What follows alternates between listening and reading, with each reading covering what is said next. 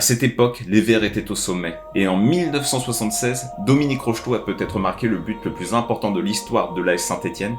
C'était en quart de finale de la Coupe d'Europe des clubs champions contre le Dynamo Kiev. Mesdames, Mesdemoiselles, Messieurs, bonsoir et bienvenue au stade Geoffroy Guichard. Là que les Stéphanois luttent sur chaque balle. Qui veut dribbler? Ah, quelle erreur de blocking! C'est absolument extraordinaire sur ce coup franc de Jean-Michel Larquet. Le but de la victoire est un but de Rocheteau.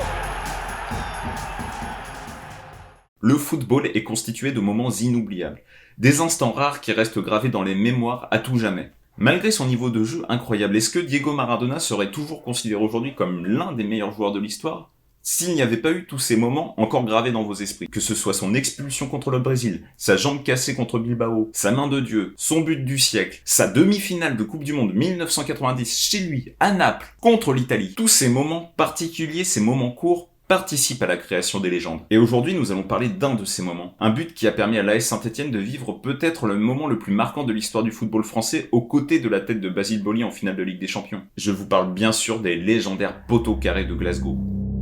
Ceux qui ont repoussé les tentatives stéphanoises en finale contre le Bayern Munich. Sauf qu'en quart de finale de la C1 1975-1976, les Verts ne sont pas passés loin de la correctionnelle. À deux doigts de rentrer à la maison, brocouille comme on dit dans le patois du bouchonnois. C'était contre le Dynamo Kiev. À l'aller, dans le froid de l'Est, les Soviétiques battent les Français, 2-0.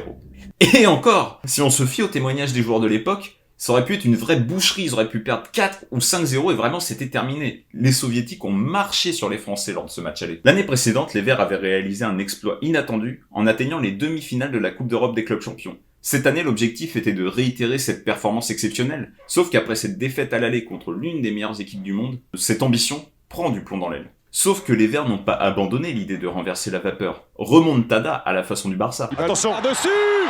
Non! Possible! C'est pas possible!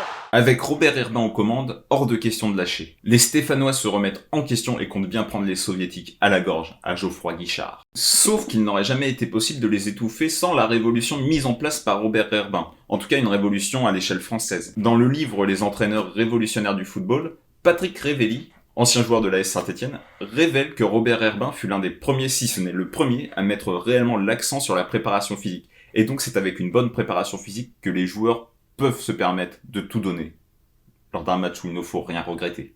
Surtout qu'en face, c'est loin d'être des chèvres au pied carré. On parle du grand Dynamo Kiev, l'une des meilleures équipes du monde à cette époque-là dans les années 70. Et pour vous prouver que c'était vraiment une très bonne équipe, cet excellent livre Les entraîneurs révolutionnaires du football analyse les travaux effectués par 7 entraîneurs révolutionnaires. Des entraîneurs extrêmement connus qui sont Gustave Sebes, entraîneur de la Hongrie des années 50, Elenio Herrera et son fameux Catenaccio avec l'Inter, Rinus Michels et son football total de l'Ajax, Arrigo Sacchi, Johan Cruyff, Pep Guardiola que vous connaissez évidemment tous, et Valéry Lobanovski, entraîneur du Dynamo Kiev de 1974 à 1990, 8 fois champion du RSS, double vainqueur de la Coupe des vainqueurs de coupe et 6e meilleur entraîneur de tous les temps pour World Soccer et France Football.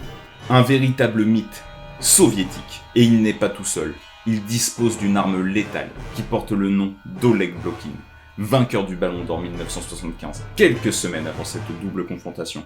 Une flèche à la vitesse fulgurante.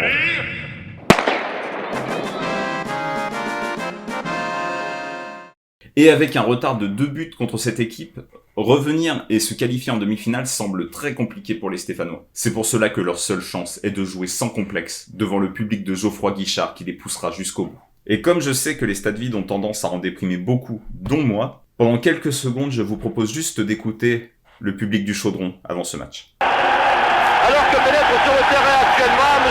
Donella, l'arbitre de la rencontre, qui est italien, qui précède les deux équipes, les Glasgow Rangers, et a perdu au match aller contre Kiev sur le score de 2-0. Il faut dire que Saint-Étienne a connu déjà 2 situations similaires. Fibre et M. Janela de donner le coup d'envoi. Et dans cette ambiance de folie, les Stéphanois prennent les Soviétiques à la gorge dès le coup d'envoi. Ils les étouffent, ils les empêchent de respirer. Les Verts enchaînent les frappes de loin. Le capitaine Jean-Michel Larquet et ses coéquipiers pilonnent les buts adverses. Mais ces tirs ne trouvent que rarement le cadre. En tout cas, personne ne se cache. Tout le monde se bat et tout le monde fait preuve d'une énorme solidarité. Mais malgré toutes ces occasions et toute cette bonne volonté, les Verts et les Soviétiques rentrent dans les vestiaires sur le score nul et vierge de 0-0.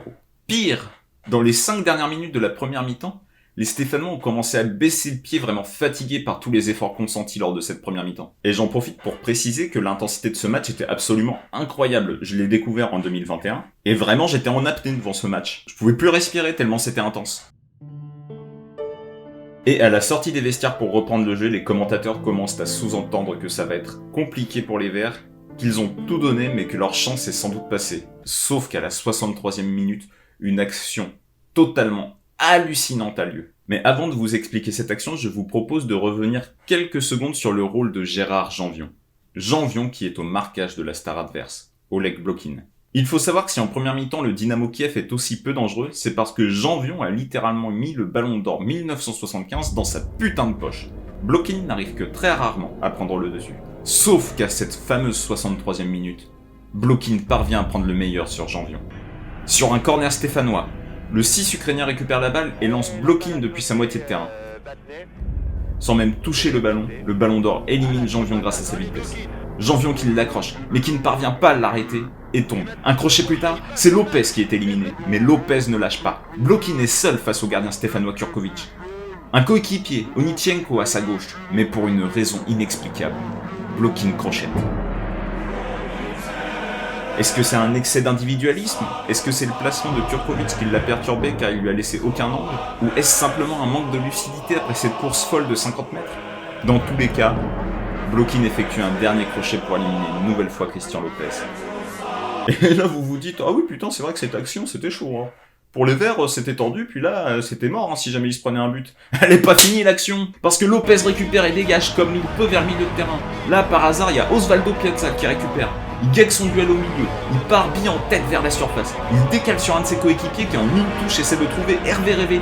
Après un appel tranchant, Révéli est sur la gauche du but soviétique et parvient à placer le ballon dans le petit filet opposé. 1-0 pour Saint-Etienne après une action folle. Blokin aurait pu marquer, ça aurait pu être mort. 30 secondes après, sur le contre, c'est Révéli qui marque et Saint-Etienne peut y croire. Je suis en train de crier pour un match qui a eu lieu il y a 35 ans, là. Pardon. Et 8 minutes après, sur un coup franc direct puissant, Jean-Michel Larquet double la mise.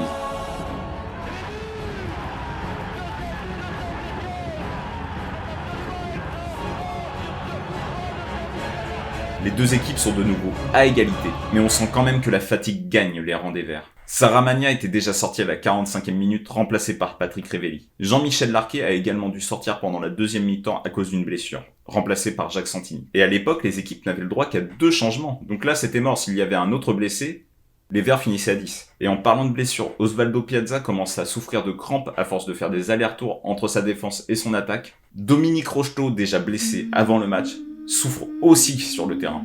Il souffre tellement pendant la prolongation qu'il ne peut presque plus courir. Car on ne se repose pas lorsqu'il y a une prolongation. Stéphanois carrément l'attaque. Rocheteau. Ah, mais Rocheteau a du mal. A du mal à pivoter sur sa jambe. D'ailleurs, il demande à sortir Rocheteau. Rocheteau est à terre. Et ça, c'est dramatique. Puisqu'il reste plus de 10 minutes à jouer, que Rocheteau risque de sortir. Sénégal, attention. Patrick Révéli a essayé de redonner à Sénégal. Those blood-soaked shores of Kalimdor. Mais malgré leur épuisement, ils n'ont pas le choix de continuer. Un chemin de croix pour Dominique Rocheteau qui peut vraiment plus courir. Il accompagne les actions comme il peut, mais à part rester sur le front de l'attaque et espérer qu'un ballon tombe là par hasard, il peut vraiment plus faire de différence. En tout cas, c'est le cas jusqu'à la 113e minute. Cette fameuse 113e minute qui va faire chavirer Geoffroy Guichard. La 113e minute où Rocheteau va marquer ce qui est peut-être aujourd'hui le but le plus important de l'histoire de l'AS Saint-Etienne. Lancé sur le côté droit de l'attaque, Patrick Révéli déborde, fait un double café crème. Il sait que Rocheteau est au bord de la mort. Il sait qu'il doit pousser au bout du bout son action.